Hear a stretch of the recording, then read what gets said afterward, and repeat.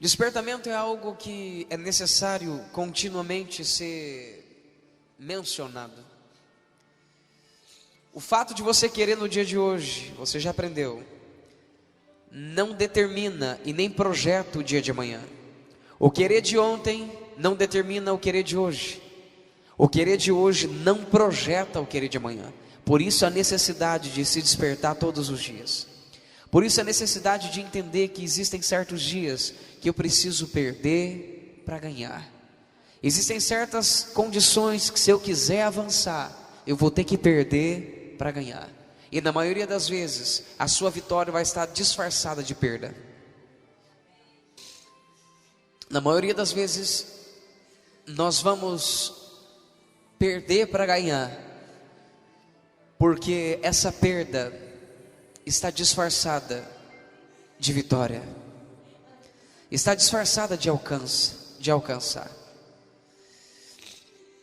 Eu quero que você observe ao redor da sua família, você observe no seu meio, você observe a tudo que está ao seu redor, para certificar de que nem a sua família,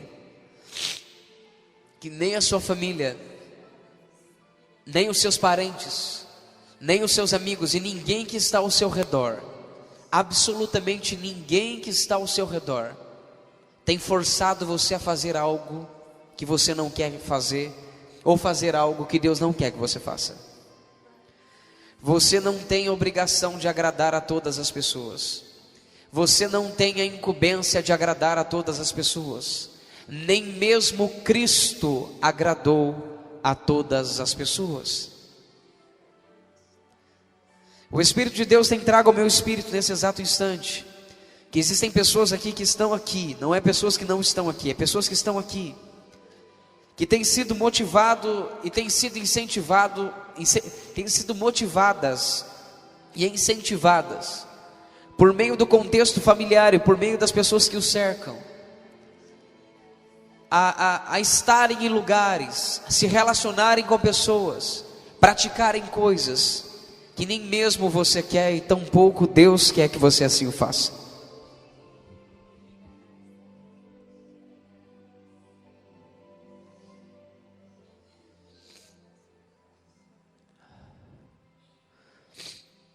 Pessoas aqui vão perder para ganhar. E eu não quero que você se assuste com isso em um curto espaço de tempo. Pessoas aqui vão estar com parte da sua história toda, tem parte da sua história totalmente construída.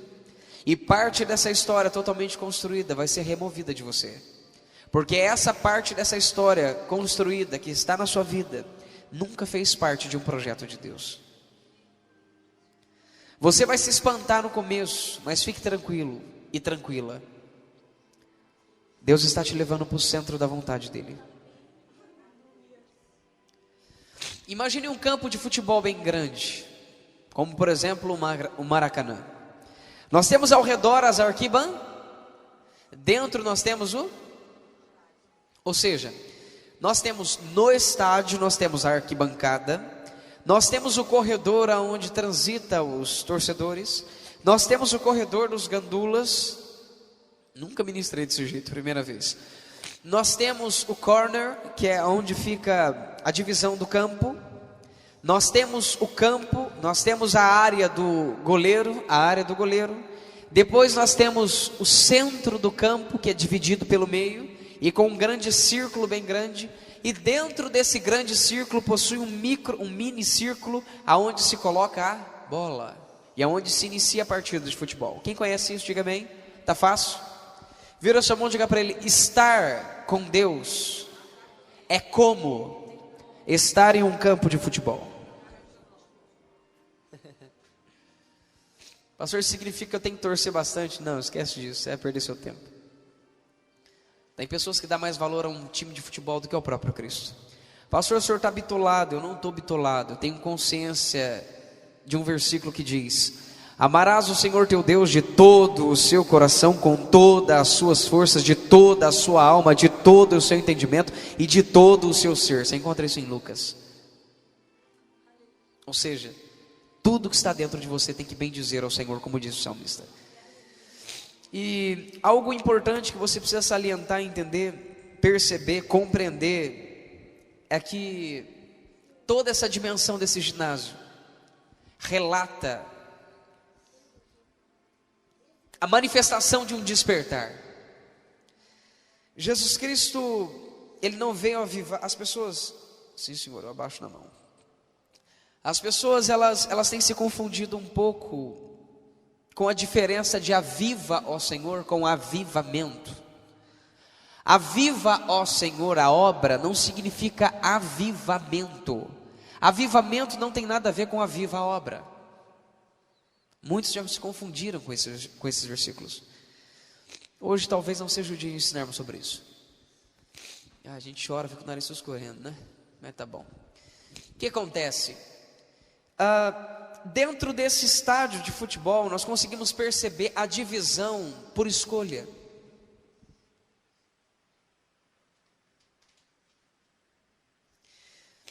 Nem todas as pessoas nasceram para ser pescoço, mas todas as pessoas têm a oportunidade de ser um pescoço.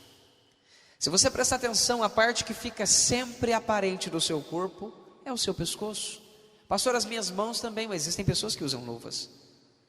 Existem pessoas que usam na época do frio uma caixa réu. Existem países que eles colocam algumas argolas no pescoço, mas a grande maioria das culturas mundiais, o pescoço sempre fica à mostra. Para quem não conhece, o pescoço tem a capacidade de movimento axial controlado com força. Axial significa 360 para um lado, 360 para o outro, mais a condição diagonal. Então você tem uma condição de movimentação, tanto circular como em diagonais, ainda tendo algumas variações assim, que não tem como eu descrever isso em áudio. Além disso, você tem velocidade controlado ainda por força, você ainda tem resistência. Ou seja, além disso, o pescoço tem uma grande função, ele sustenta a cabeça e traz estabilização também, e é estabilizado pela coluna cervical. Ou seja, nem todo mundo nasceu para ser pescoço, mas todos têm a oportunidade de ser. Tem pessoas que acreditam que o dedinho no seu pé não tem tanta função assim. Mas eu quero lhe dizer que se você não tivesse os dedos nos seus pés, você não teria equilíbrio para andar. Fisiologicamente dizendo, quando você analisa uma marcha de uma pessoa, toda a fase de balanço, apoio de calcâneo, desenvolvimento da marcha, descarga de peso, os seus dedos, eles são responsáveis pela estabilização. Até mesmo esse dedinho seu que vive encravado. Até mesmo esse dedinho que já nem tem unha mais para fazer. É esse dedinho, junto com os demais, que são responsáveis pela estabilização. Eles são responsáveis pela manutenção do seu equilíbrio. Ou seja, quando Paulo disse, e Jesus trouxe a entender, que o corpo ele é importante, isso traz a importância de que tudo precisa de tudo para funcionar muito bem. Quem entendeu, diga amém. Ou seja, até aquele membro mais pequenininho que aparenta não ter função nenhuma, ele é tão quanto importante como um órgão vital, que é o coração.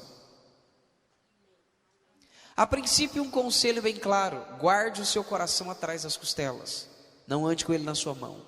Em Provérbios diz: guardai o vosso coração, porque dali procede as saídas ou as fontes de vida.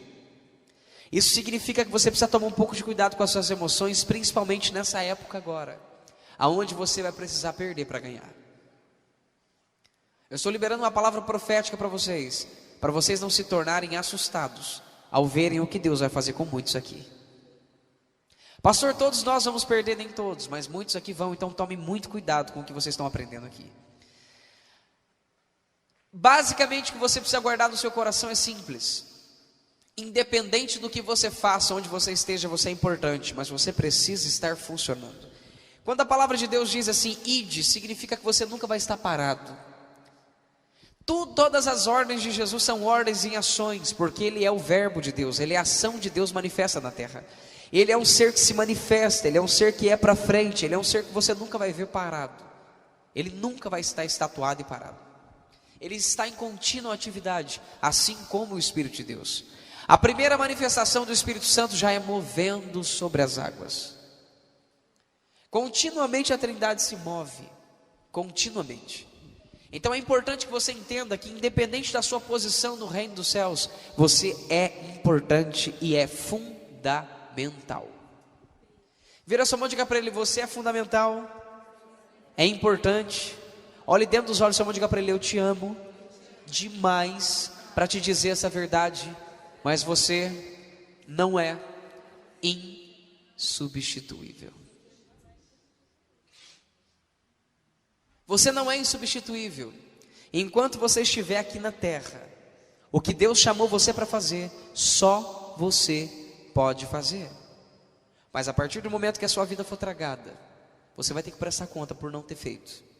E o mais importante de tudo, outro vai ser colocado no seu lugar. Existem ensinos que logo nós vamos tocar, nós vamos trazer o tocante desse assunto, que traz a condição de que, preste atenção, nesses ensinos dizem que se você não fizer o que você tem que fazer, outro vai fazer no seu lugar. Isso é um ensino babilônico. Isso é um ensino que vem das raízes da maldade. Isso é um ensino que vem dos espíritos da maldade. Não se iluda com isso. Ou seja, só que quando eu trago para vocês a condição de um estádio de futebol, eu não estou falando sobre a sua posição no reino. Eu estou falando sobre a sua decisão no reino. A sua posição está lá e ninguém vai tomar ela. Está claro para vocês?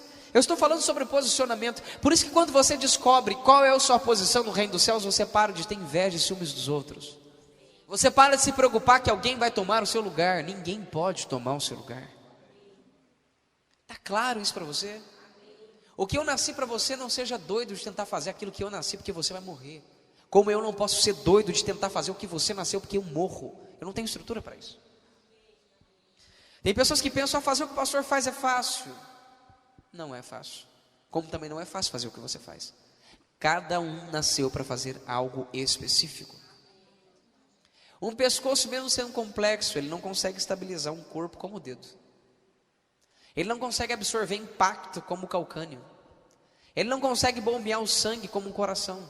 E nem tampouco filtrar os líquidos como um rim. Cada macaco no seu galho. Só que o que eu estou dizendo aqui não é sobre a sua posição. Uma vez mais eu torno a repetir.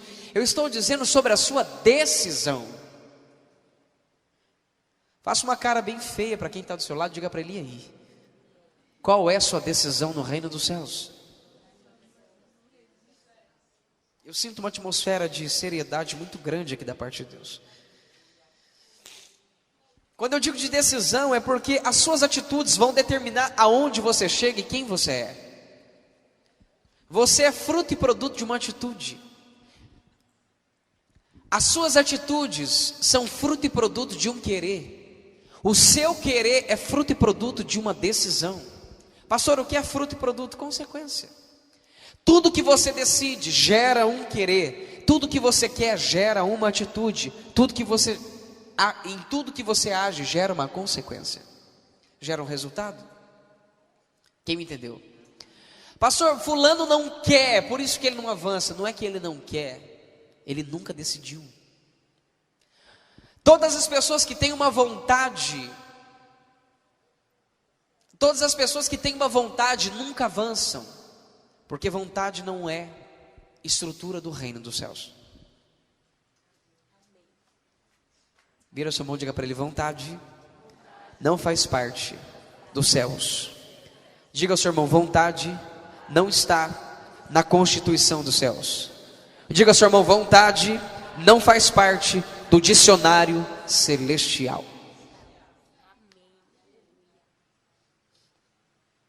Eu estou com uma vontade, então troca essa vontade por um querer. Já vou lhe explicar loguinho o que é querer. Estou virando piauense, já viu? Loguinho. É o convívio, Jesus. Em vez de eu minerar o povo está piauizando eu. Deixa vocês comigo. Vou dar um jeito, não sei, vocês me aguardam. Bom, dentro de um estádio de futebol você encontra as arquibancadas. Você encontra o espaço de deambulação, de caminhada dos torcedores. Você encontra o espaço dos gandulas, que é onde parece aquela pista de Cooper, né? Você encontra o corner, que é as laterais, onde você bate o escanteio. Escanteio, pronto. Você encontra o campo, você encontra a área estou repetindo uma vez mais. Você encontra a área dos goleiros, você encontra a divisão do campo, você encontra um imenso círculo e um pequeno círculo ali no meio. Sempre quando Deus me traz uma explicação do reino, Ele procura me dar também uma explicação física que seja popular. Jesus Cristo sempre fez isso. Jesus chegou diante de Jerusalém e disse assim: Jerusalém, Jerusalém, assassina de profetas, como uma galinha que ajunta os seus pintinhos. Olha que exemplo fácil. Você já viu uma galinha guardar pintinhos? Você já viu que ela vira o leão da tribo de Judá? Rapaz, bota a mão no pintinho dela para ver se ela não luta até com o Gifu contra você. Impressionante, ela levanta as asas e eu vou te matar. É impressionante. É impressionante a força que aquele bicho vira. Ou seja, Jesus trouxe todas as descrições. Para quem não sabe, as galinhas existiam desde a época de Salomão. Por isso que ele usou um exemplo que todos conheciam. Ou seja, comer galinha, comer frango já é uma prática muito antiga. Não esse frango de hoje que em 45 dias ele está pronto para abate, não. Estou dizendo um frango que aguenta o tranco. Pra você ter uma noção, dentro de uma granja, um frango para abate de 45 dias, se você chegar lá e falar assim, morre tudo. Eles não aguentam um grito. Tem um irmão, é o Cacá, ele ministra sobre uma granja, você quase morre de rir. É um grande homem de Deus, mas você quase morre de rir quando ele ministra sobre galinhas e pintinhos. Você pode achar que o texto não é nada subjetivo, mas você precisa escutar para você ver que coisa tremenda, que é uma mensagem, uma revelação fantástica. E dentro de todo esse espaço, nós temos a localização do corpo de Cristo. Mas não a localização no espaço de reino, não na localização de qual é a sua posição no reino dos céus, mas sim a sua localização por decisão. Porque enquanto você não chega no centro da vontade de Deus, você está no centro da sua decisão. Isso você precisa cair a ficha, eu repito isso 30 vezes até a sua ficha cair. Enquanto você não chegar no centro da vontade de Deus, você vai estar no centro das suas decisões. Caiu a ficha? Vou dizer mais uma vez. Enquanto você não for guiado por Deus, direcionado pelo Espírito Santo, sendo um filho de Deus, para estar ao centro da vontade de Deus, você vai ser guiado por você mesmo. Vai se tornar um maldito porque confia em si próprio. E vai ser fruto e produto das suas próprias decisões. E vai estar onde você decidiu estar. Dentro de um campo nós temos arquibancada. Atrás da arquibancada nós temos a cidade. Nós temos o estacionamento. Atrás do estacionamento nós temos os moradores, as ruas. E essa é uma grande realidade da maioria das pessoas que se envolvem com Cristo. A decisão delas tem o nível de colocá-las para fora do movimento do reino dos céus, para fora daquilo que nós chamamos de avivamento, para fora daquilo que é desenho de Deus para o ser humano, para fora daquilo que é projeto de Deus para o ser humano, para fora daquilo que é propósito de Deus para o ser humano. Passe a mão no ombro do seu irmão com muito carinho, dê um tapinha nas costinhas de levinho e diga para ele assim: irmão, muitos são os projetos do seu coração, do homem, mas o propósito de Deus prevalecerá.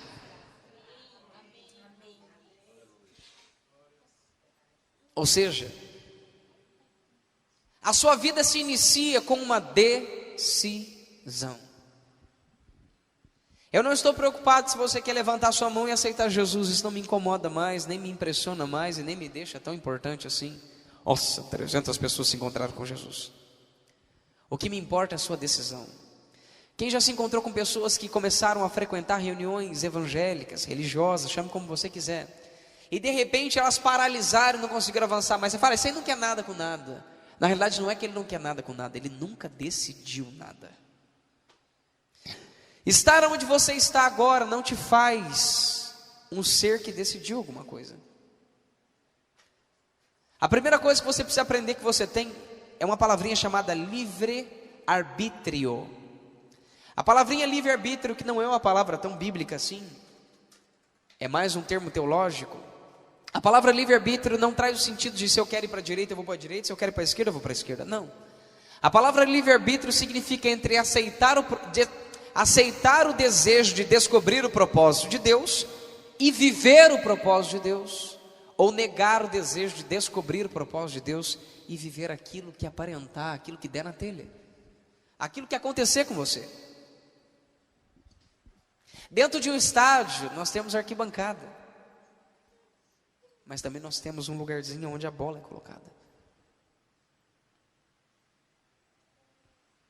A pergunta é: em qual lugar você se encontra dentro desse estádio?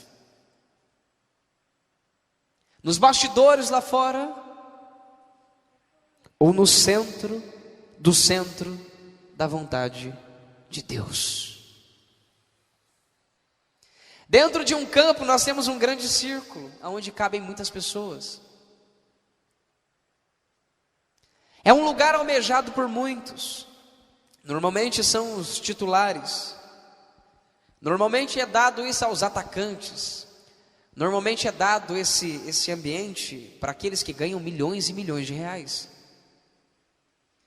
É um lugar para o camisa 10, camisa 11. É um lugar para aquele que é um sucesso, famoso, artista, conhecido mundialmente. Só que agora eu quero que você esqueça um pouco da estrutura. Minha palavra criada da noite sempre tem que criar uma futebolística. Sempre tem que criar uma, né?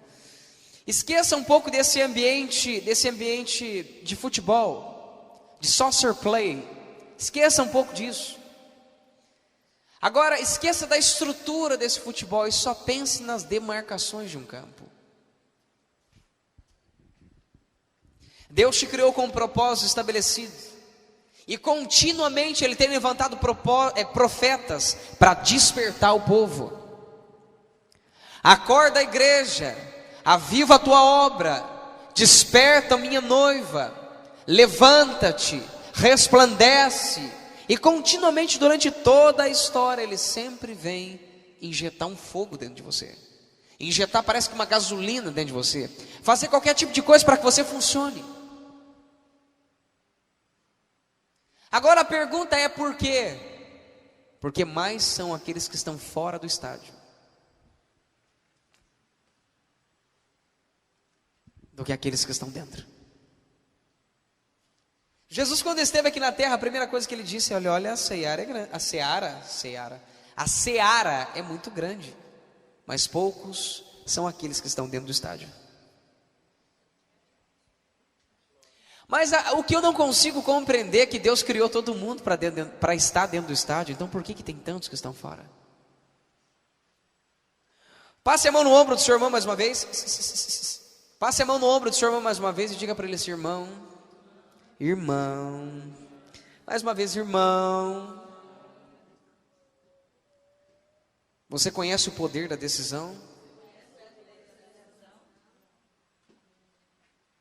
Um dia você decidiu vir para cá e sentar na cadeira onde você está.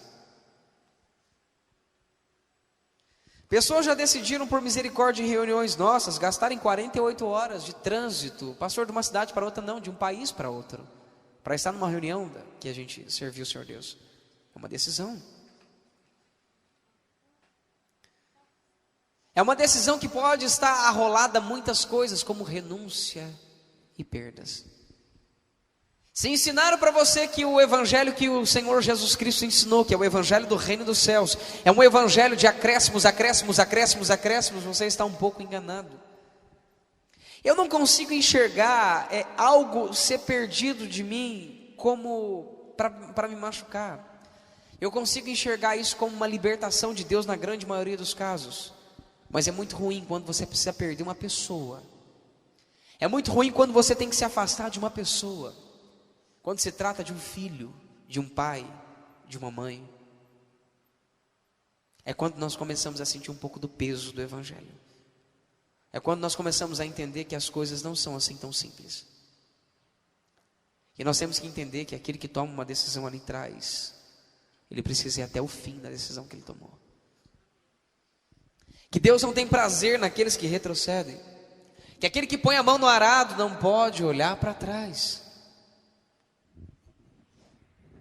A pergunta é: será que a decisão que foi manifestada dentro do seu coração é uma decisão perpétua?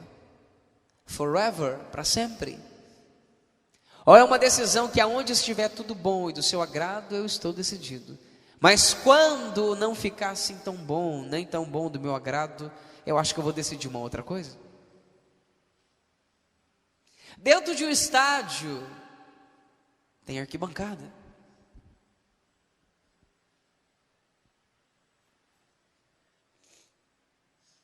A decisão é uma das coisas mais importantes que existem na vida de um ser humano. Um dia eu escutando o Espírito Santo, ele me disse: filho, a sua decisão vale 50%. Eu falei: o senhor está errado, minha decisão vale 1%. O senhor vale 100%. Ele falou: não, filho, a decisão do ser humano vale para mim 100%. Embora ela não tenha força no quesito de impacto, ela define a força e o impacto da vida de uma pessoa. Eu falei: uau! A decisão tem poder de fazer você ir ou não ir ou vir, parar, avançar, morrer ou viver. A decisão tem poder de transformar toda a sua história. Você já parou para pensar nisso? Você já parou para pensar que uma simples curva que você pode fazer mudar a sua vida inteira? Existia uma moça que estava dirigindo um carro, e ela tinha acabado de fazer compras. E ela começou a dirigir o carro e de repente a laranja caiu. E ela decidiu, dirigindo, abaixar as mãos para pegar aquilo. Só que uma decisão de 30 segundos fez ela ficar paralítica para o resto da vida. Imagine se ela tivesse decidido não pegar aquela laranja.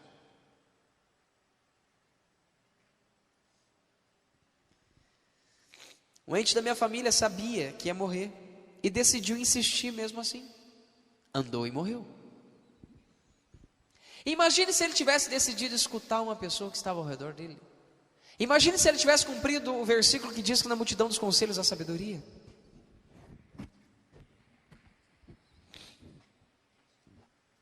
Ou seja, antes de um despertamento, nós precisamos de uma decisão. Nós temos trabalhado durante praticamente esse mês inteiro, de formas extremamente diferentes no Espírito Santo, para Deus trabalhar dentro do seu eixo, dentro do seu centro, dentro das condições que podem mudar toda a estrutura de um ser humano. Dentro de um estádio,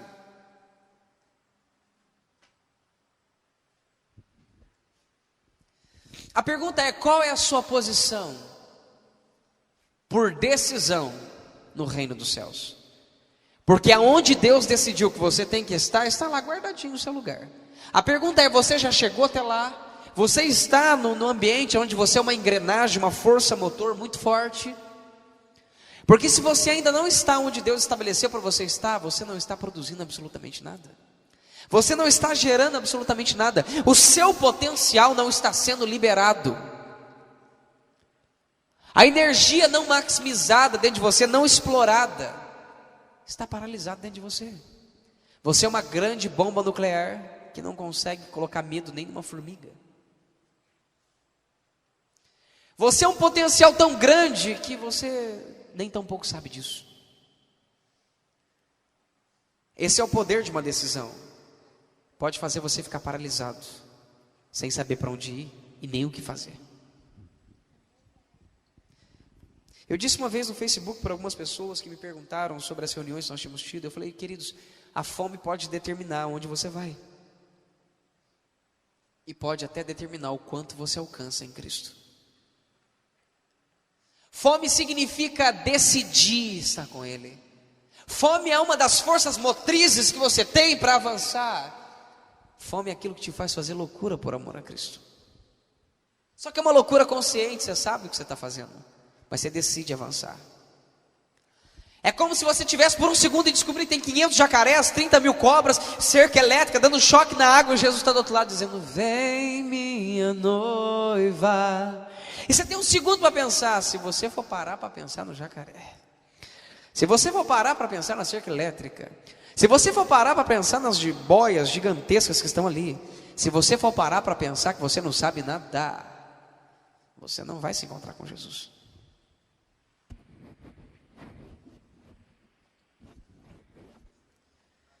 Se você parar para pensar na sua fome e sede, se você parar para pensar que você tem um segundo para decidir,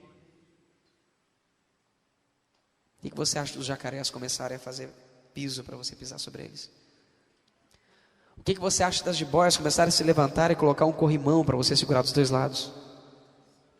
E o que você acha delas começarem a chacoalhar toda a carcaça deles para não permitir que o choque toque o seu corpo e eles se tornem uma grande base que não permita que a eletricidade suba até você? Mas para você experimentar uma coisa dessa, primeiro você tem que ver o cenário e decidir avançar. A caminhada no reino dos céus, ela é mais ou menos assim: você está em um precipício, não tem onde andar, e Deus fala: vai. A pergunta é: você tem coragem de entender que quando você der o primeiro passo, a hora que seu pé está descendo assim, imagina que aqui é o solo, o seu pé está descendo, somente quando estiver a 2 centímetros do solo, vai materializar um piso para segurar o seu pé. Mas você vai ter que decidir crer. Você vai ter que decidir ter fé e entender que só segura minhas emoções, Jesus, que Ele nunca vai te deixar na mão. Nunca. Eu precisei de alguns anos para poder ser curado disso. Eu fui frustrado tantas vezes. Eu me frustrei com tantas pessoas. Eu comecei me frustrando com tudo, com família, com todas as coisas. E no meu relacionamento com o meu Pai eterno, eu tinha medo de me relacionar com Deus e dele me frustrar também. Ele tem sido presente em detalhes tão pequenos. Imagine você um dia dentro de um quarto, numa época que você não tinha condições absolutamente nenhuma, e você sentiu vontade de comer uma bolacha passatempo, e sabia que seus pais não tinham dinheiro para comprar absolutamente nada disso, não numa condição de pobreza, nem nada, mas não tinha, era um momento de seca. E de repente, 11h30 da noite, alguém bate na porta do seu quarto, sem saber absolutamente nada. Mas não é passatempo de chocolate que todo mundo compra, é de morango. Para você pode parecer bobeira, mas eu pensei isso com o meu coração. E da onde saiu o dinheiro, da onde veio, eu não sei, mas aparece o meu Pai terreno, profeticamente representando meu Pai celestial, e diz: filho, aqui para você. Eu não pedi, eu não fui lá falar para ele que ele tinha que fazer loucura para aquilo. Simplesmente alguém viu uma coisa tão pequenininha no meu coração que era importante para mim, e foi e fez. Agora, é gostoso ver esses detalhezinhos, mas eles passam despercebidos, e é tão despercebido que você nem valoriza. Mas uma das coisas mais incríveis que são manifestadas dentro da gente, uma das coisas mais incríveis que acontecem no nosso meio, é quando nós temos a oportunidade de estar de frente do precipício. Agora não mais uma criança que come passatempo, mas alguém que está pronto para comer serpente, escorpião, o que for necessário. Alguém está pronto para engolir um abacaxi com casca e tudo. E agora você subiu até ali sentindo que você é grande. Subiu até ali acreditando que você já é um homem maduro, um homem que aguenta a porrada e a pancada depois de tanto apanhar para chegar ali. E você se vê mais uma vez como uma criança querendo um passatempo, olhando para aquele precipício gigantesco. Fogo lança um bocado de coisa lá embaixo. E você precisa acreditar no seu Pai, que veio cuidando desde a época da passatempo até lá em cima. E você precisa acreditar que quando estiver faltando 2 centímetros, ou seja, vai ter que dar o passo, ou cai, ou ele te segura. E o primeiro passo, o seu coração começa a ser embargado de choro. Aquele medo desgraçado, para próximo do seu lado, porque ele é um principado, não é um sentimento, nem um comportamento. Ele não é um comportamento psíquico, pronto, um sentimento interiorizado ou intrínseco do homem. Ele é um espírito. E de repente, no meio desse espírito, eles começam a trazer uma atmosfera de amedrontamento para você. Ele começa a tentar trazer uma atmosfera para tentar te prejudicar. E você é obrigado a chorar primeiro, a sofrer depois, a ter medo de não dar certo. E você vai ter que entender uma coisa: para servir a Jesus Cristo você só tem duas condições: ou crer, ou crer.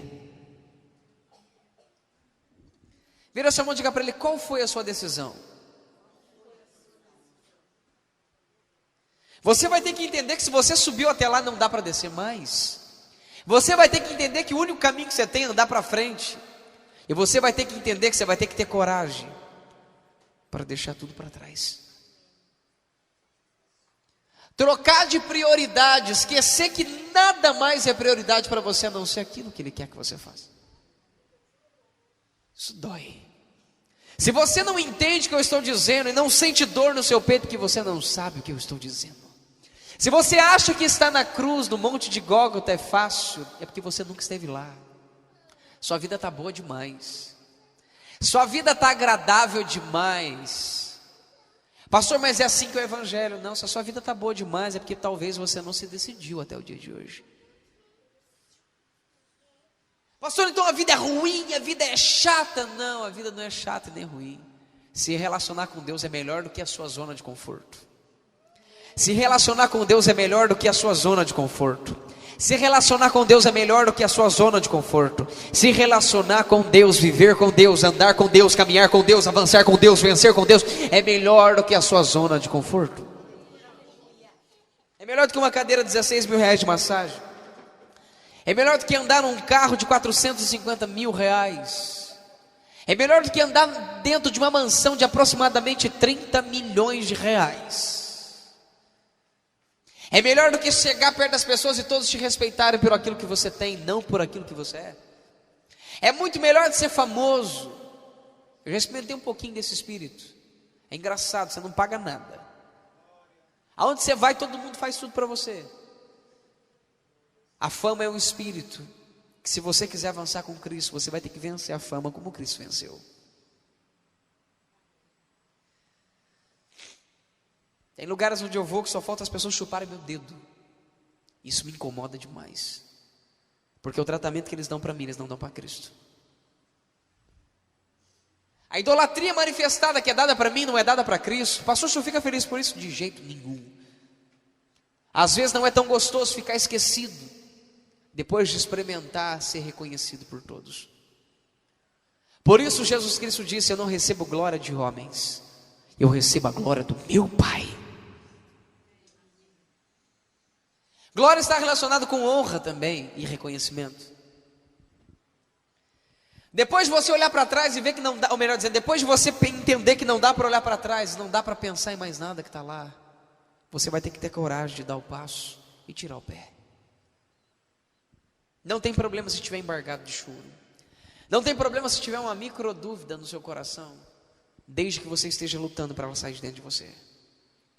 Porque um certo dia um homem olhou para Jesus e disse assim: Jesus, aumenta a minha fé. Meu filho, os demônios pegam ele, lançam ele na água e tentam matá-lo afogado, lançam ele no fogo e tentam matá-lo queimado. Senhor Jesus, aumenta a minha fé, porque se o Senhor pode fazer alguma coisa, faça. Jesus disse: todas as coisas são possíveis ao que crê, querido. E vou te dar mais um conselho. Você quer que eu te ajude a aumentar a sua fé? Espera aí só um minutinho, o problema está com o seu filho. Espera aí só um minutinho. Demônio, sai dele e nunca mais volta. O menino cai desmontado no chão. É limpo, liberto, instantaneamente restaurado e perfeito. Isso aqui faz parte de uma conjectura para você entender. Jesus olha para ele e fala: filho, como é que está agora? Está conseguindo crer? Melhorou? Senhor Jesus, eu creio em qualquer coisa depois disso que eu vi. Vira sua mão e diga para ele: Jesus te entende. Vai chegar alguns momentos que Ele vai fazer algumas coisas para você ver, só para que você creia. Mas tome-lhe o cuidado. Tome muito cuidado. Porque bem-aventurada coisa é crer sem ver. Ele não tem prazer naqueles que precisam ver para crer, mas tem prazer naqueles que creem nele sem ver nada do que ele faz. Porque quem crê nele vê a glória, mas quem precisa ver para crer, não vê nada. Dentro de um estádio, há uma arquibancada. A condição é que posição que você se encontra mediante a sua decisão. Pastor, eu decidi estar com Cristo. Realmente você decidiu? Na reunião passada eu perguntei para você se você realmente crê em Deus. A minha pergunta hoje é se você realmente decidiu estar com Cristo. Porque decidir estar com Cristo não é ficar numa zona de conforto. Espírito Santo, sim, amém. Vamos lá. Vira sua mão e diga para ele: aleluia. Zona de conforto é mais ou menos como essa aqui. Você vem para uma reunião como essa, sente o poder de Deus tocar seu corpo. Alguns são curados, outros libertos, outros recebem milagres, outros são tocados pela presença dele, glória a Jesus por isso. Você é tocado por aquilo que ele te ensina, você aprende coisas bonitas, muito bom isso, aleluia.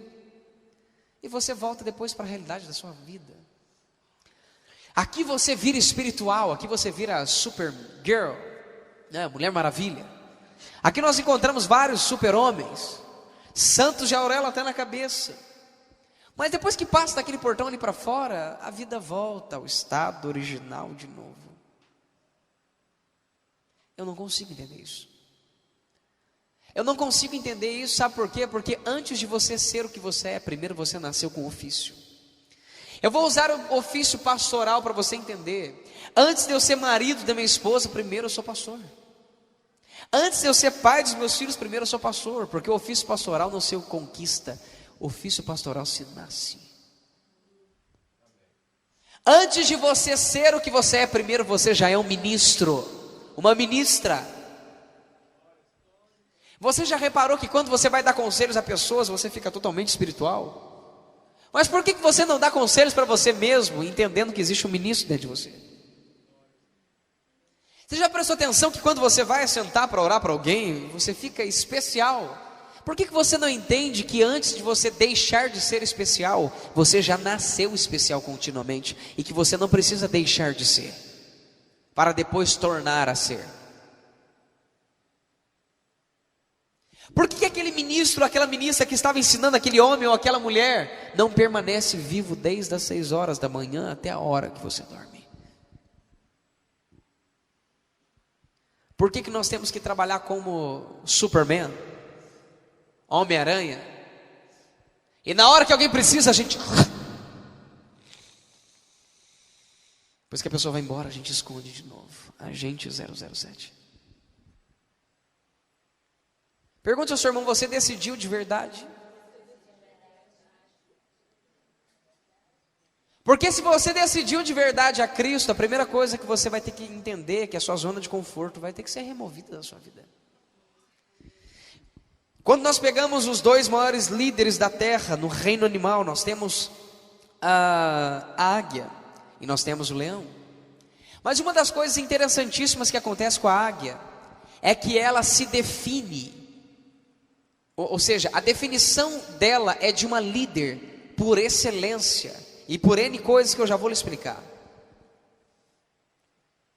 O procedimento que ela cria os filhos, já os cria para ser líder. Ou seja, o ambiente aonde você está não só pode, como vai determinar o seu desenvolvimento espiritual. Se você estiver num ambiente errado, você não vai crescer. Você não vai se desenvolver.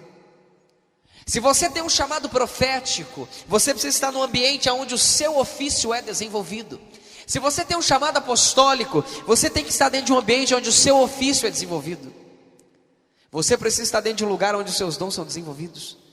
Porque se você não estiver ali, as pessoas vão matar os seus dons, vão ser assassinos. E os maiores assassinos são líderes.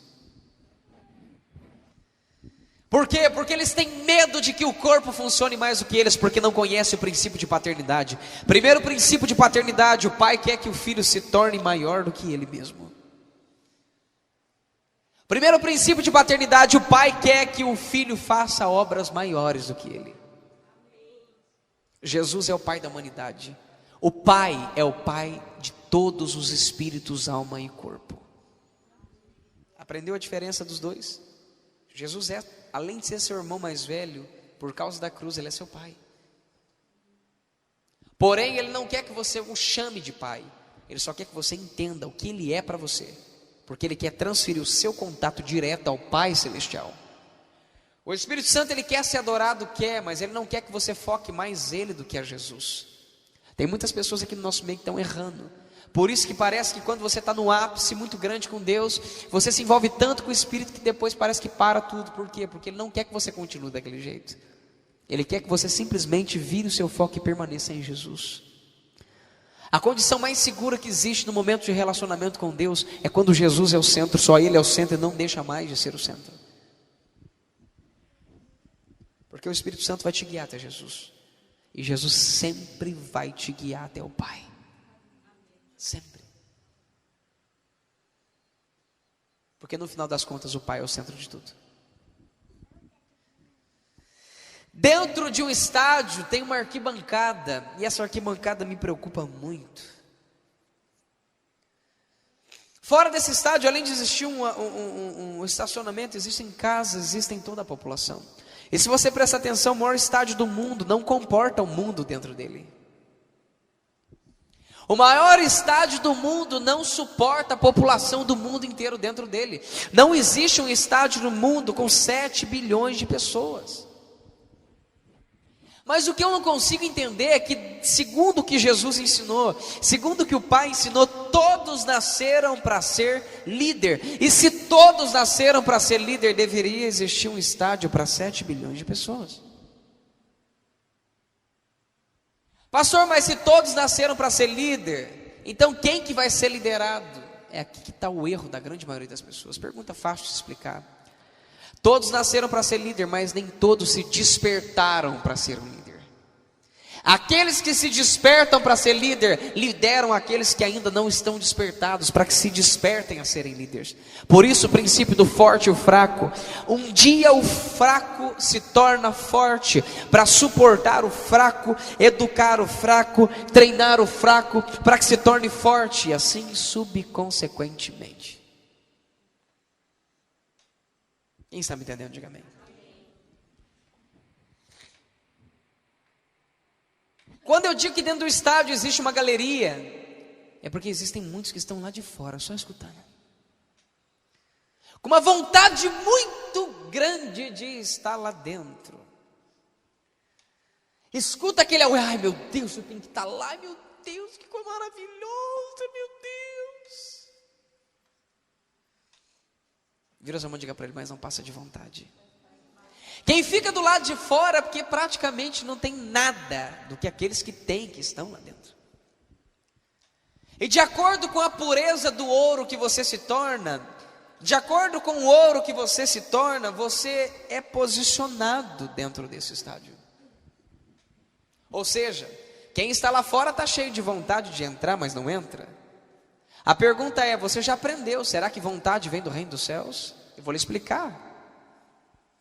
Deus me prometeu, me usou para prometer que vamos explicar, então vamos lá. Qual a diferença de vontade e de querer? O dia que você falar para mim que você está com vontade, eu vou rir da sua cara. O dia que você falar para mim que você está com querer, eu quero servir o Senhor Deus para analisar o seu querer, para ver se ele realmente é um querer ou uma vontade.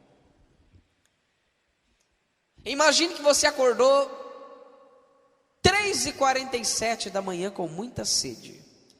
Você está com uma vontade terrível de beber água. Quem já passou por isso, diga amém. Ainda mais nesse Teresina aqui, pelo amor de Deus. E você está sentindo que você tem que segurar a sua língua e despregar ela do céu da boca, de tanta sede que você está. E parece que nessa hora você até começa a ter delírio com água. Sua boca não tem como salivar, mas ela está tentando salivar de sede. Parece que quando você está com tanta sede, você precisa de uns 2 copos até para poder melhorar. e diluir o líquido da sua boca. Só que no momento que você bate aquela vontade muito grande, ao mesmo tempo bate aquela preguicinha básica, de eu vou ter que levantar, alguém podia trazer para mim, né? Nessas horas a esposa usa o instrumento que ela tem, que é o cotovelo. Tá, tá, tá. Benê, pega água bem ali para mim, não é assim? Ou vice-versa. Mas tem uns que não acordam com o cotovelo nem com a joelhada. Aí você vai ter que ficar naquela incógnita. Ou manifesta uma vontade, ou manifesta um querer. São coisas distintas. A vontade que você tem de ir lá é privada, tolhida, paralisada por alguns problemas. Primeiro deles, preguiça. Segundo deles, ter de levantar. Terceiro deles, ter de caminhar todo o percurso até a cozinha, ou aonde tem água na sua casa. Muitos no meio desse caminho passam no banheiro e bebem da pia. Você não dá de bobo não, que eu sei que você já fez isso. Aqui em Teresina é meio perigoso, você corre o risco de tomar 1 quilo de barro. Estou ficando entendido da água daqui já. Mas na minha terra você pode fazer isso sem problema nenhum.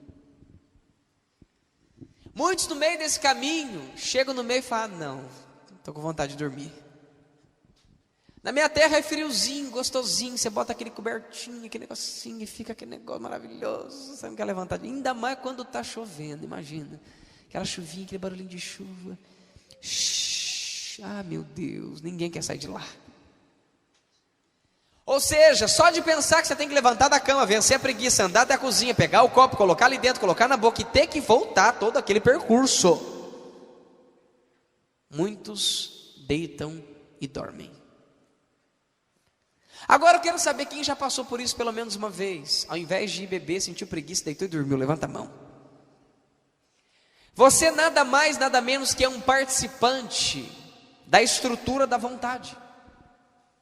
Você acabou de praticar um código que nunca veio de Deus. Dá para imaginar Jesus sentado no trono junto com o Pai, falando assim: Pai, até que eu estou com vontade de morrer, mas puxa vida, né? Eu vou ter que deixar minha glória, eu vou ter que descer lá, vestir aquele corpo horrível de carne, sentir fome, sede, frio. Rapaz, aqui no cronograma eu tenho que subir o Calvário com a cruz. Nossa, imagina que trampo que não vai dar esse negócio. A cruz é para Barrabás, não é para mim. É o tamanho meu que eu vou nascer lá. Olha que o tamanho que eu não vou nascer é o tamanho de Barrabás. O senhor podia me dar um corpo maior, né? Tem sabe melhorar, mas puxa vida. Imagina eu ter que andar. Ah, detalhe, pai, peraí. Eu vou ter que. Nossa, rapaz, o que está escrito aqui? Eu vou ter que ficar quase 12 dias sem comer nada, apanhar tudo isso que eu tenho que apanhar aqui, 480 cortes no corpo. Ainda vou ter que subir todo o monte de Gólgota na região do Calvário. Rapaz, ainda vão me pendurar lá. Acho que eu vou ficar aqui mesmo.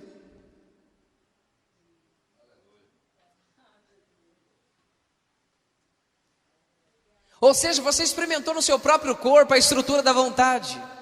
Qual é a estrutura da vontade? A vontade parece um querer, mas ela é vontade porque você não tem a iniciativa, a decisão de vencer a preguiça, vencer a cama, vencer o percurso, pegar o copo, pôr na boca e voltar e deitar e dormir.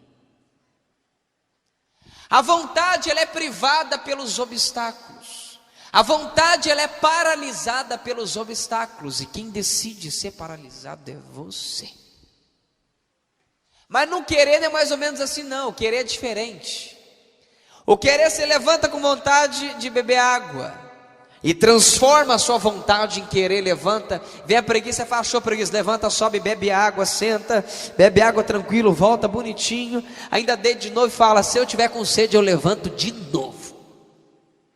A vontade é mais ou menos assim: filho, esse é o cronograma. E o filho diz: posso começar agora?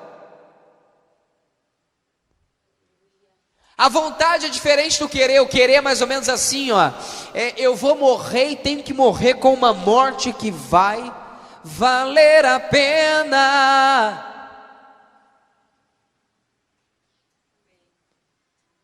O querer é aquele que você sabe que você tem que levantar, levanta, faz o que tem que ser feito com um sorriso no rosto, com a maior alegria, não tem um obstáculo que paralisa você. O querer é aquele que quando você está orando, você dorme, você acorda até bravo, porque você não queria dormir. O querer é aquele que você pula no pé só orando, pula no pé, belisca, joga água na cara, toma banho, toma choque, faz o que você quiser para permanecer ali. Toma chá mate, toma chá enterro, toma chá o que for, mas permanece acordado. Ou seja, a sua decisão determina o quanto de ouro existe dentro de você, o quanto de matéria incorruptível existe dentro de você, o quanto da estrutura do reino dos céus existe dentro de você.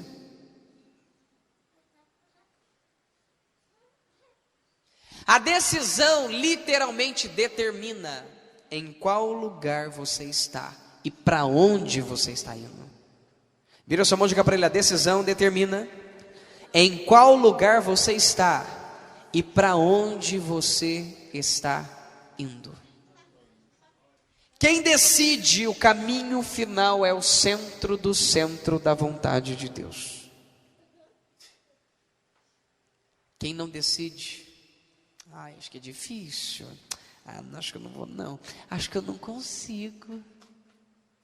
Se você está em crise de existência, se você está em crise se consegue ou se não consegue, o primeiro conselho que eu quero te dar é rever se você realmente decidiu ou não. Porque o dia que tiver um ente querido da sua família com dor, o dia que tiver um ente querido da sua família à beira da morte, você vai ver como é que você vai decidir rapidinho. Você vai descobrir o quanto você vai se converter nesse dia. Pense que um filho seu, uma filha sua, um parente, uma pessoa que mais importante da sua vida está à beira da morte. E Deus aparece para você e fala: filha, se você orar 18 dias consecutivos, parando só para ir no banheiro, eu curo. Se você faltar 10 minutos, a pessoa morre. E agora? Pense na pessoa que você mais ama. Agora pense que se você parar 10 minutos, ela vai morrer. E aí? Os pais aqui está mais fácil de pensar. Pensa. Pensa se não vai sair um leão de dentro de você. Pensa se não, aquele fraquinho não consigo, não vai virar um trem dos brabos.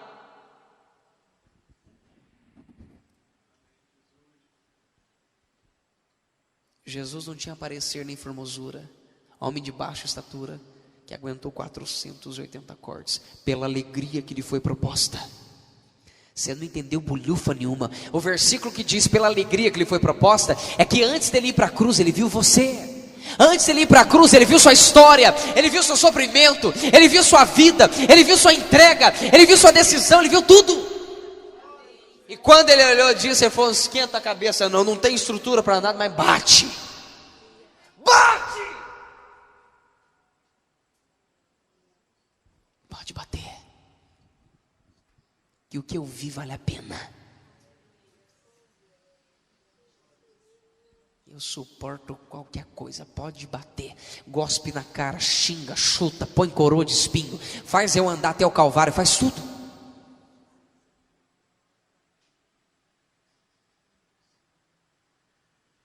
A primeira coisa que você precisa rever agora é se você realmente decidiu andar com Cristo. Porque se você decidiu andar com Cristo, você não vai ter medo de sair da sua zona de conforto. Você não vai ter medo de perder coisas. Você não vai ter medo de abdicar de coisas e renunciar outras. Você não vai ter receio absolutamente nada disso. Porque Ele passa a ser o seu centro único, exclusivo, imutável e irrevogável. Isso não é para líder, isso é para o corpo. Isso não é para alguns, isso é para todos. Mas eu não consigo entender como que só alguns se decidem. Zona de conforto é uma parecida como essa que você está sentado agora. aprende, come, se alimenta, sem se sentir tão responsável assim. Primeiro conselho que eu quero te dar, a Bíblia diz que a partir do momento que você sabe e descobre coisas, você se torna responsável por aquilo que você sabe e descobre. Você pode ter dito, bendita a hora que eu fui nessa reunião e aprendi, e agora eu te dito, pode ser a sua maldita hora, porque agora você sabe, não dá para dar mais desculpa para Deus. Tem coisa que é melhor não saber, mas agora você já sabe. Quem está entendendo, diga amém. Zona de conforto é parecida com essa. Eu não tenho compromisso com a operação de Cristo. Eu não tenho compromisso com aquilo que Deus faz. Eu tenho o meu compromisso de ir a uma reunião. Eu tenho o meu compromisso de ler um versículo bíblico. Eu já tenho o meu compromisso de fazer uma oração. Eu já tenho o meu compromisso de ir aos estudos. Eu já tenho o meu compromisso de ir aos cultos. Isso é compromisso. Para e pensa. Para e pensa qual é a realidade da igreja hoje. Todo mundo igual zumbizinho. Din, din, din, din, din, din, din. Senta. Levanta. Levante as mãos. Abaixa as mãos. Chora. Quieto. Depois volta todo mundo para casa. Din, din, din, din, din, din, din.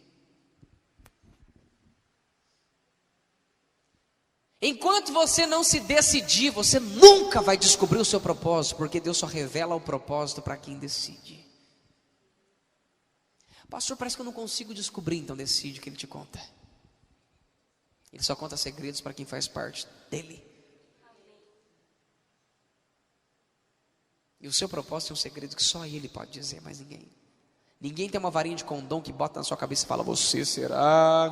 Deixa eu ver. Está cheio de pastor se aventurando nisso. Não faça isso. Não tem ofício nenhum que descreve qual é o propósito de ninguém. O único que pode dizer o que é o seu propósito é Deus.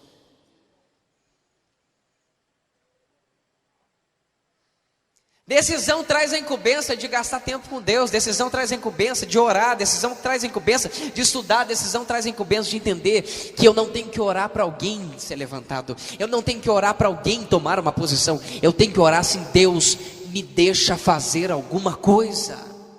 Me usa para fazer alguma coisa. Não levanta ninguém não, levanta eu. Se eu não sou ninguém, se eu não posso nada, eis-me aqui, faz um milagre com esse nada e com esse ninguém aqui, por favor. Se você não tem estudo, eu não tenho estudo, se é forte ou se não é forte, Deus não precisa disso, Deus só precisa de uma decisão. Essa decisão vai fazer com que você tenha força o suficiente para romper. Essa decisão vai fazer com que você tenha poder para avançar. Essa decisão vai fazer com que você tenha poder para conquistar. Essa decisão vai fazer com que você tenha poder para fazer todas as coisas que são necessárias sem reclamar. Quem já viu que tem gente que não reclama de nada? Levante a mão e diga amém. No mínimo decidiu.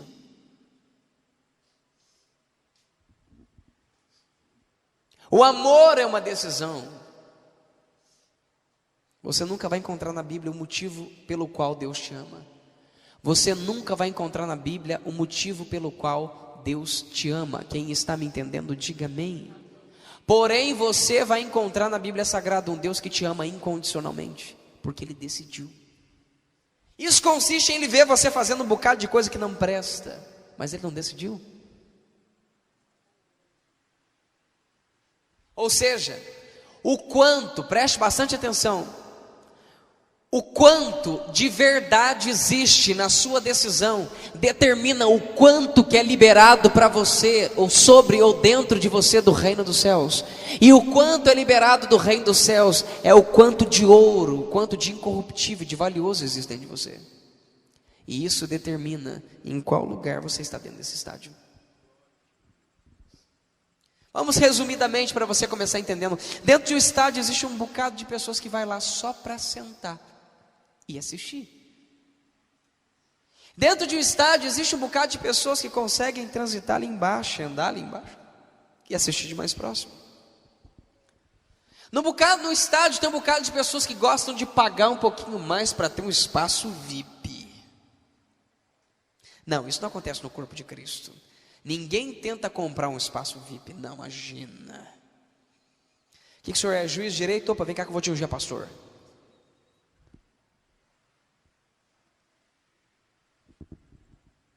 Dentro de um estádio tem aqueles que gostam de trabalhar um pouquinho, mas são aqueles que gostam de pegar a bola lá embaixo.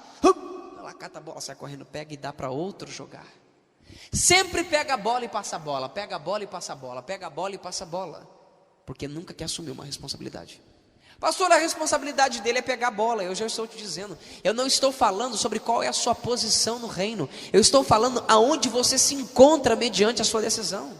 Quem sabe um daqueles gandulas não pode ser um grande atacante?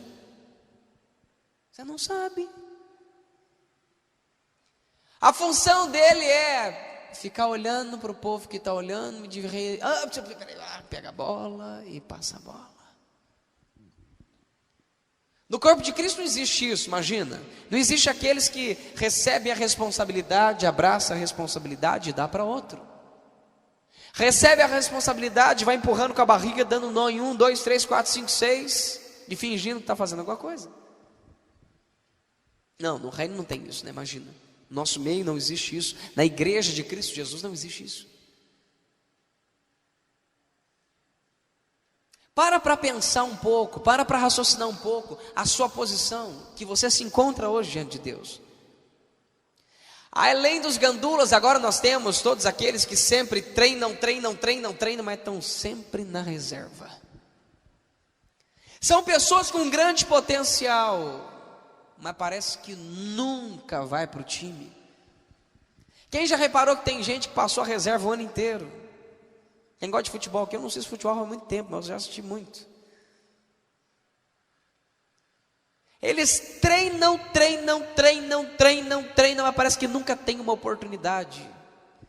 Ai, Jesus, vira para o senhor, diga para ele, aleluia. Ai, ninguém me dá uma oportunidade, ninguém me dá uma chance, eu nunca peguei um microfone, eu não... A oportunidade é fruto de aceitação de responsabilidade. A oportunidade é aquilo que você tem que chamar a responsabilidade no seu peito e dizer, Deus me deu capacidade para fazer.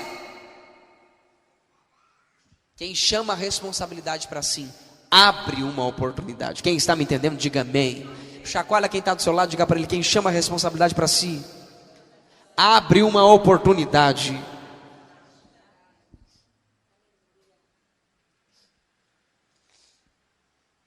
Vai chegar horas que um bocado de pessoas que não decidiram do seu lado não vão ter coragem de dar o passo. E você decidiu. Você vai dizer, galera, relaxa que agora eu vou. Mas você pode morrer. Eu posso, mas não vou, tchau. E todo mundo vai precisar que você faça aquilo, porque se você não fizer aquilo, ninguém mais consegue. Pastor, não existe Bíblia, o senhor está inventando uma minhoca na sua cabeça. Existe, é? De repente aparece um homem parecido com meu pai, ruivo, cheio de sarda no rosto, e olha para todo aquele povo e diz, e quem derrubar esse incircunciso filisteu, que ganha? Isenção de impostos se casa com a filha do rei. Rapaz, meu pai vai ficar feliz de não pagar impostos mais. Porque dentro dele já estava uma decisão completa. Se Deus me livrou do urso, se Deus me livrou do leão, fica tranquilo, uma cabeça daquele tamanho eu não erro nem se eu quiser. Tu vens a mim com espada, com pau, eu vou contra ti em nome do Senhor dos Exércitos.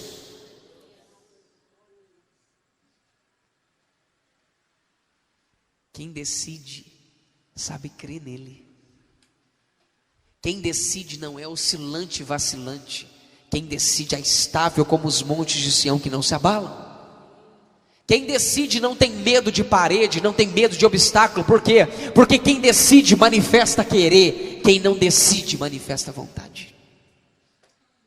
Querer significa não se importar com nada e com nenhum tipo de barreira ou nada que possa obstruir o seu caminho. O querer significa mais ou menos assim: se Deus não abrir o mar, eu ando sobre as águas. Se Deus não me fizer andar sobre as águas, eu vou sobre ela. Uma coisa eu te garanto, eu estou lá do outro lado. Se eu tiver que nadar, eu nado. Se eu tiver que andar sobre as águas, eu ando. Se eu tiver que mergulhar, eu mergulho. O que eu tiver que fazer, eu faço. Mas eu vou chegar lá.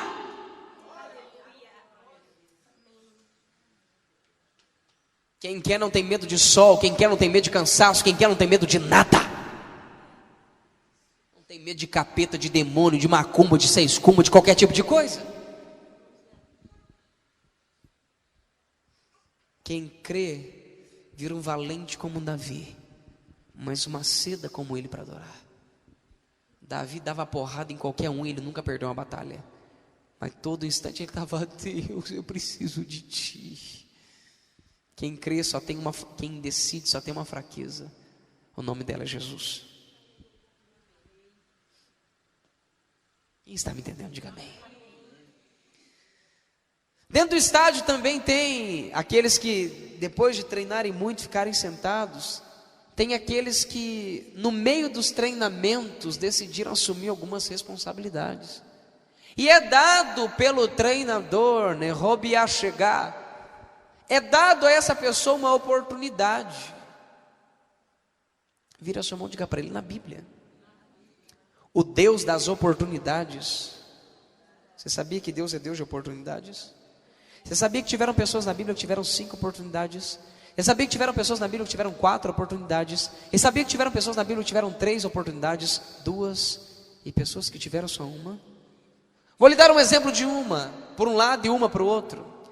Jesus estava no meio da cruz para 2 ladrões. Ambos tinham uma única oportunidade. Um decidiu abraçar a oportunidade e escutou: ainda hoje estarás comigo no paraíso.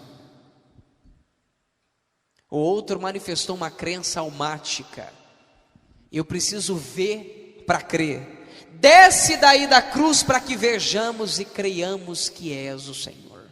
Se tu és realmente, então desce aí, salva-te a ti mesmo e salva-te a nós todos. Se você precisa ver para crer, eu já te disse, isso é uma crença almática. Deus é um Deus de oportunidades, e às vezes Ele vai te dar uma oportunidade. A primeira coisa que você vai fazer: esquenta a cabeça não, depois Deus dá outra. Você pode estar extremamente equivocado e equivocada. Você pode estar tendo a oportunidade da sua vida para avançar em um salto gigantesco na sua vida, e por falta de uma decisão, sabe o que vai acontecer? Você vai ficar onde você está. Aí entra aquele rapaz no segundo tempo, e de repente a bola está na mão dele, ele tem a oportunidade de fazer um gol. E agora ele vai ter que aprender a vencer o medo. Ele vai ter que aprender a vencer a pressão da torcida. Ele vai ter que aprender a vencer todas as coisas para que aquela oportunidade se solidifique. Vamos trocar do futebol para o basquete. Michael Jordan está com a bola. A torcida está gritando. O treinador nunca quis ver ele jogando basquete na vida. Quem está me entendendo, diga amém. Agora nós temos Michael Jordan com a bola, mas como ele treinou em secreto com Deus, ele lança. Ele só escuta o barulho da torcida se levantando. A oportunidade que ele teve, ele aproveitou bem. Depois disso, ele se tornou o maior jogador de basquete do mundo. Olá. Dentro de um campo, nós temos também os jogadores que estão jogando. Ali nós temos o goleiro que gosta só de defender. Nós temos o atacante que gosta só de atacar. Só que você não pode esquecer de uma coisa: aquilo é um time. E aqueles que entram ali dentro daquele espaço precisa trabalhar como um time.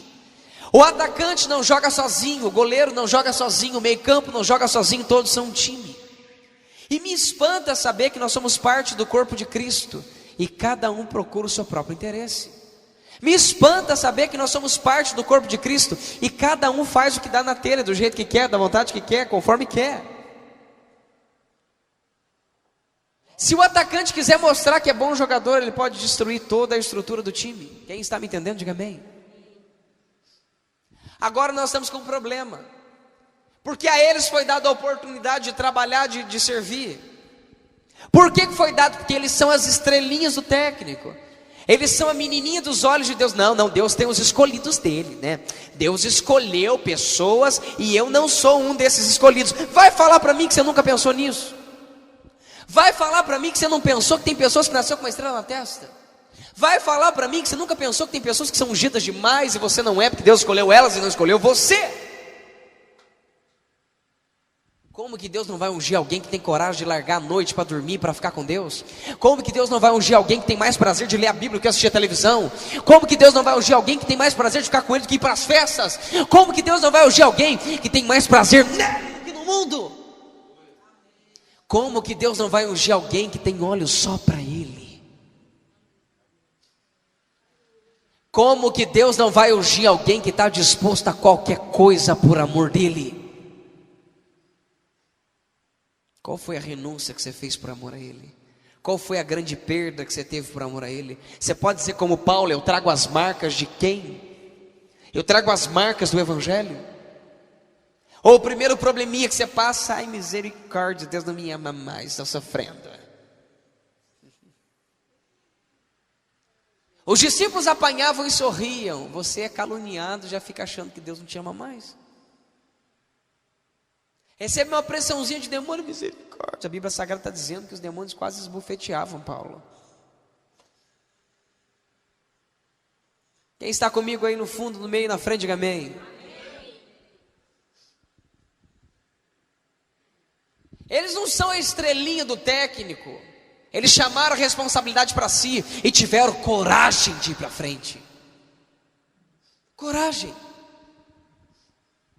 Agora olhe para cá. De tudo isso eu só preciso de um ponto. Dentro do reino dos céus, a sua decisão pode te colocar em locais que você não vai se desenvolver. A vontade de Deus é que todos estejam no centro da vontade dele. Vira sua mão e diga para ele: centro do centro. Diga ao seu irmão: se não conhecia, descubra. Centro do centro da vontade de Deus. Diga ao seu irmão: existe o centro da vontade de Deus, que é para poucos. E existe o centro do centro da vontade de Deus. Enquanto no meio daquele campo existe só um grupo seleto que pode entrar dentro daquele círculo grandão, que é o centro da vontade de Deus, existe um outro grupo seleto, que eles podem estar exatamente dentro de um círculo bem pequenininho, que só cabe uma pessoa, para dar o primeiro toque naquela bola. Pá! Dentro daquele círculo, naquele estádio, deve caber mais ou menos ali umas 200 pessoas. Mas dentro daquele outro círculo pequenininho, cabe no máximo 2 pessoas abraçadas.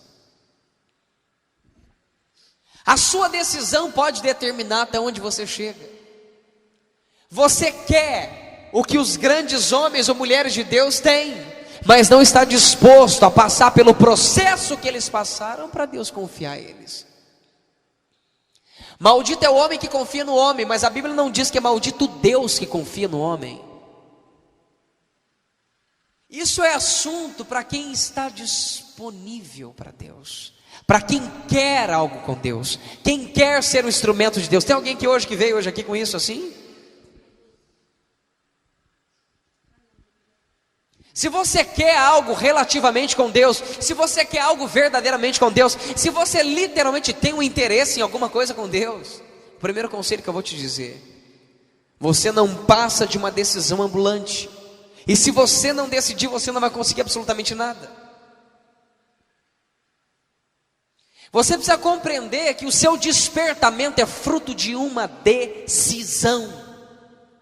Quando eu decido, eu ativo o meu querer. Quando eu ativo o meu querer, eu começo a produzir atitudes de quem quer. Já viu o marido que olha para a esposa e fala: amor, eu vou mudar, mas você não vê atitudes de mudança? É porque ele nunca decidiu mudar, ele só está te enrolando. Não, mamãe, eu vou mudar. Se não existem atitudes, é porque não existe decisão. Agora fica fácil de entender as pessoas, não fica? Mas também fica fácil de entender você mesmo. Se você quer coisas novas de Deus, vai ter que estar pronto para se tornar uma pessoa nova. Se você quer coisas grandes com Deus, você vai ter que estar pronto e pronta, preste bastante atenção, a modificar coisas na sua vida. Quer coisas novas? Vai ter que existir mudanças na sua vida. Pastor, eu brigo com todo mundo, vai ter que parar de brigar. Pastor, eu xingo todo mundo, vai ter que parar de xingar. Pastor, eu fico nervoso com todo mundo, vai ter que parar de ficar nervoso. Quer algo com Deus? Então mostra para Ele o que você quer. Produza atitudes que geram fruto de arrependimento. Meu Jesus, ninguém nunca aprendeu isso aqui. Vira sua mão e diga para ele: Jesus disse que você tem de produzir frutos de arrependimento. Ei, só para você entender o que Jesus disse, ali está dizendo que o seu fruto tem que produzir arrependimento nos outros. Nunca entendeu esse versículo, né? Ali está dizendo no texto que aquilo que você faz é um resultado, esse resultado é um fruto, e esse fruto tem que gerar arrependimento nos outros. Pastor, como que o senhor chegou nisso tão simples? Nenhuma árvore come o seu próprio fruto. Nunca caiu a ficha, né? Nenhuma árvore come o seu próprio fruto, e mesmo se ela jogar o fruto em cima da terra, ela não absorve o fruto dela, porque o fruto dela está numa camada diferente do que aonde ela está se alimentando. O fruto que uma árvore produz é para outro comer, ou seja, você tem que gerar fruto de arrependimento, não é em você, nos outros. A sua vida tem que ser uma vida tão poderosa em Deus que as pessoas olham para você e falam: gente, que vontade de andar com Jesus, ou melhor dizendo, acho que eu quero. Desperta arrependimento, e quando gera arrependimento, gera decisão. Quando gera decisão, gera querer. Quando gera querer, gera atitude. Quando gera atitude, gera transformação na presença de Deus. Pastor, minha família não se converteu. Decide que ela se converte. Pastor, meu marido não tem jeito. Decide que ele se converte. Não, eu vou andar junto com meu marido, porque aí eu ando junto com meu marido juntinho. Ele vai, eu vou. Ele faz, eu faço. Faz você, esquece dele. Porque o próprio Deus vai colocar ele na parede até ele funcionar. Pastor, minha esposa é só Jesus. Não, só Jesus é com você. Porque a hora que você funcionar, ela vai ser obrigada a funcionar. Deus vai começar a pressionar ela. Deus vai começar a pressionar ela de uma certa forma, que vai chegar uma hora que ela vai ter que cair a ficha e funcionar. Jesus amado, o senhor tem certeza que eu posso soltar isso aqui em cima deles? Vira seu mão de cá para ele: você não conhece o Deus que você serve. Tem maridos que fazem tão mal para esposas, que uma certa hora o próprio Deus vai matar esse marido. Deus não faz isso, não leia a Bíblia, que está faltando você ler. Nada pode impedir um propósito de Deus. Deus não é assim, então eu não sei qual Deus que você conhece, nem tampouco o Deus da Bíblia, nem o Deus que fala comigo há 10 anos. Eu já vi Deus fazendo coisas incríveis, só para cumprir o propósito dele. Ah, não existe isso na Bíblia, não existe não, então por gentileza, você conhece Ló, você conhece as filhas dele, a Bíblia diz que as filhas de Ló fizeram sexo com o próprio pai, só para preservar a geração de Jesus Cristo. Você sabia que Jesus veio da raiz dos Moabitas? Você sabia que os Moabitas foram criados das filhas de Ló? Não sabia, né? Então está sabendo agora. Você sabia que Raabe mentiu para preservar? Você sabia que Ruth teve que deitar com um homem que nunca viu na vida para preservar? Você sabia que Deus teve que permitir que os filhos de Noemi morressem para preservar? Vira sua mão e diga para ele: Deus não tem limites para estabelecer e cumprir a palavra dele. Pastor, isso não é princípio, querido. Tudo que Deus faz é justiça plena, perfeita e santa. A justiça dos homens não é, pastor, mas eu não acho que Deus é certo. Quem é eu ou você para dizer o que Deus faz ou ele não faz? Aprenda uma coisa: Deus disse: não matarás. Mas disse Davi: vai lá e arrebenta com eles para mim, meu filho. Já parou para pensar nisso? A Bíblia diz: não matarás, e ele pega o filho dele e mata por você. Ah, também nunca pensou nisso não?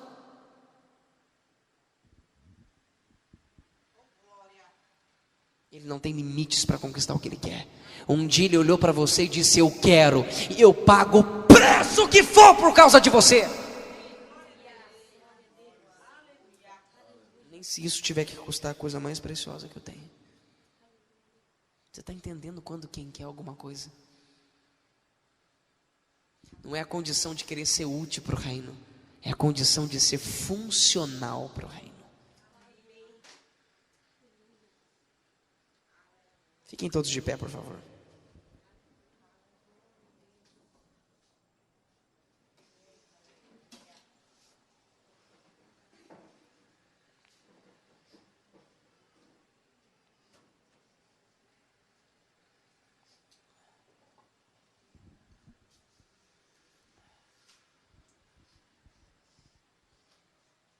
Minha pergunta é simples e básica.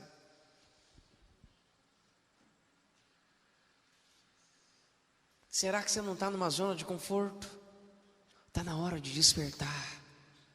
Está na hora de entender que você tem coisas dentro de você que precisam ser exploradas.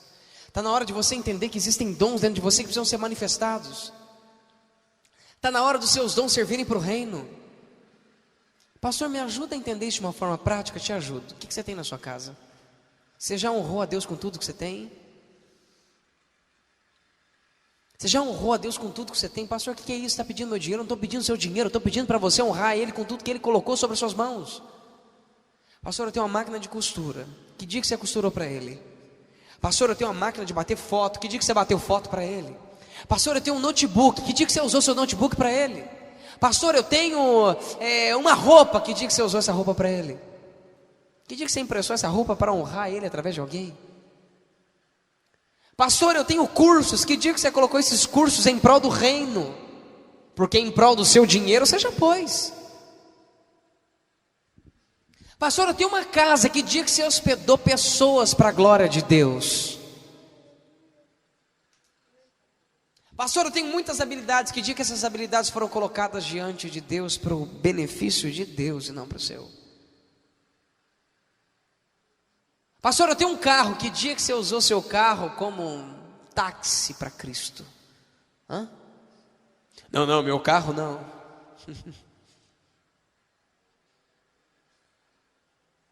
Qual foi o dia?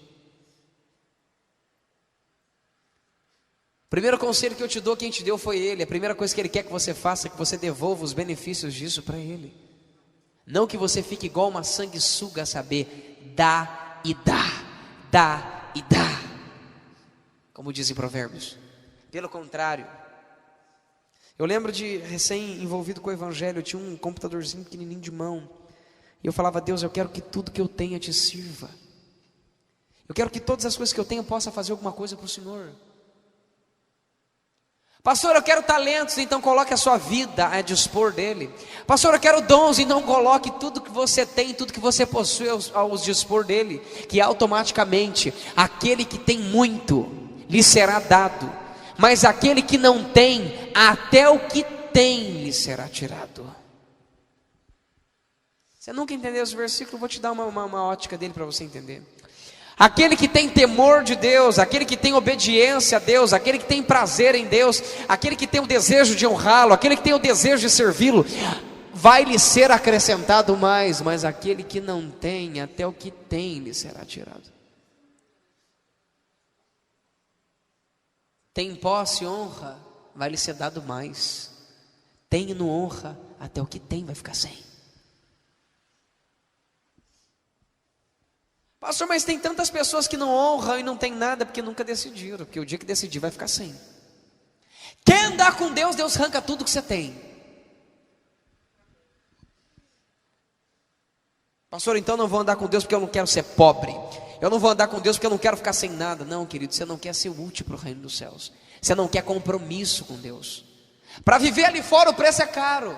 Para viver ali fora custa a sua saúde. Para viver ali fora custa o seu casamento. Para viver ali fora custa a sua família. Para viver ali fora custa o seu status, custa a sua fama, custa tudo que você tem. Para andar com Cristo só custa uma decisão, mais nada. Absolutamente mais nada.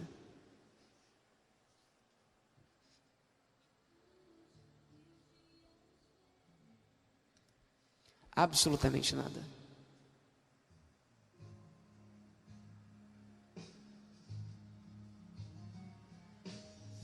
Desperta em nome de Jesus Cristo.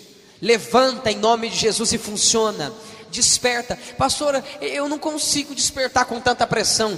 Você só funciona debaixo de pressão. Você é uma bomba nuclear. Você é uma máquina mortífera. Você funciona debaixo de glória. Se você pudesse se ver um segundo, você ia ver o potencial incrível que Deus tem em você. O diabo morre de medo de você. Porque o dia que você descobrir quem Ele fez, quem Deus fez dentro de você, ou o que você é em Cristo Jesus, Se do jeito que você está ele já morre de medo, imagina conforme você começar a avançar e crescer e se desenvolver. Imagina quando você entender que você não é simplesmente uma zona de conforto. Pastor, o que tem que fazer? Eu quero fazer, me ajuda, me usa, me fala alguma coisa. Deixa Deus abusar de mim. Eu já não sei mais como é que eu oro. Se eu oro, usa, me abusa, ou me abusa e usa.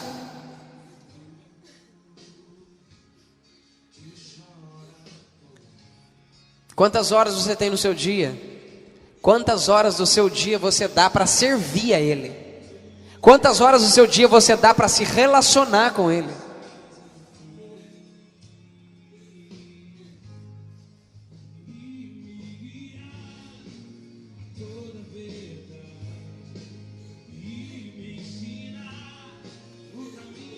É tempo da sua luz resplandecer.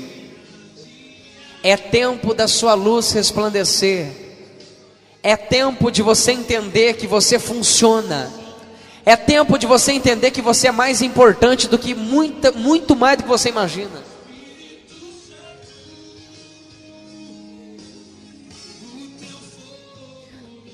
Jesus um dia olhou para Pedro e disse: Pedro, quando você se tornar uma pessoa salva, você vai guiar os seus irmãos.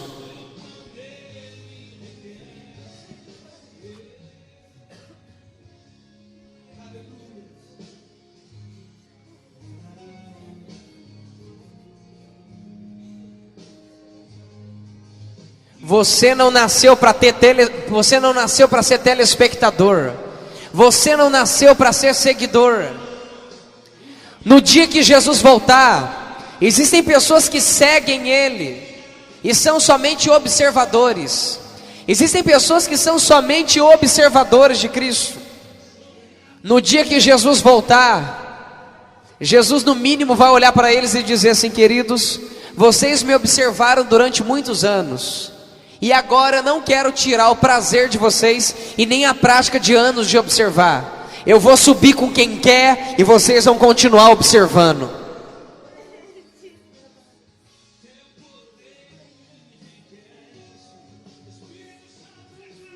Por favor, funciona. Levanta a cabeça e funciona. Pelo amor de Deus, reage. Pelo amor de Deus, funciona. Pelo amor de Deus, funciona. Pelo amor de Deus, funciona. Pastor, o que eu tenho que fazer? Decidir. Pastor, como que eu ajo? Você não tem que agir de nada, só tem que decidir. Decide o que você quer. Decide que você está disposto a qualquer coisa. Decide que você está disposto a qualquer coisa. É tudo que você tem que fazer. Você só tem que decidir. Você só tem que decidir, mais nada. Pastor, pois bem, então estou decidido. A sua decisão vai determinar a sua força para vencer qualquer tipo de obstáculo por amor a Cristo Jesus.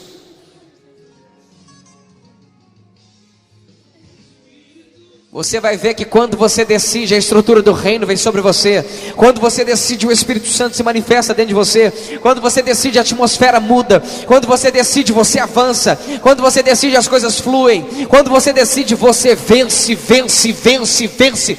E vence em nome de Jesus.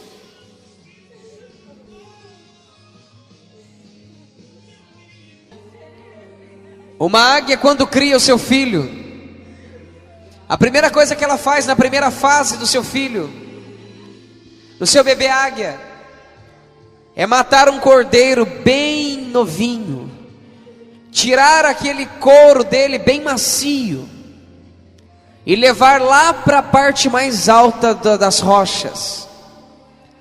Ela desce e pega vários cordões de espinhos, faz um ninho, coloca os cordões de espinhos embaixo e coloca aquele couro macio e gostoso em cima dos espinhos. Enquanto o bebê águia começa a crescer, ele cresce debaixo de uma zona de conforto maravilhosa. O calor da mãe, a comida sendo dada da boca da mãe. Mas chega-se um tempo que chegou a hora daquele bebê se tornar um líder, que é a hora que ele tem que decidir: ou é uma águia ou não é uma águia. E a mamãe águia chega, junta naquele almofada de couro e puxa aquilo para que o bebê caia em cima dos espinhos. para ele tomar uma decisão: ou levanta voo ou morre, ou levanta voo ou morre. E naquele exato momento, o bebê águia levanta, ele é obrigado a voar na marra.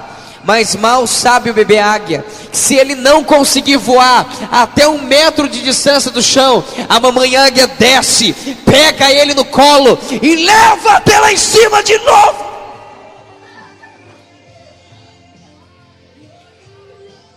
Duracassurra macandará shonebeguia secai.